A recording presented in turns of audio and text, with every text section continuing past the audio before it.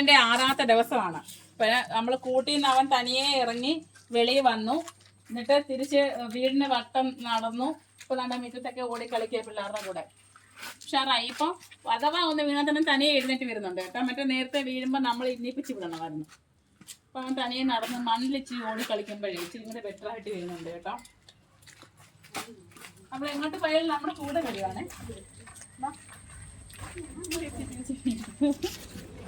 മണിക്കുട്ടാ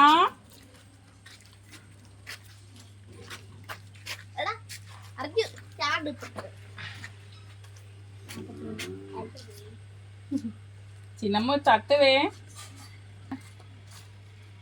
മണിക്കുട്ടന്റെ ചേച്ചിയാണ്. ചേച്ചി അമ്മയല്ല, ചേച്ചിയാണ്. ചേച്ചി അമ്മ അതൊന്നും തട്ടല്ലേ കേട്ടോ.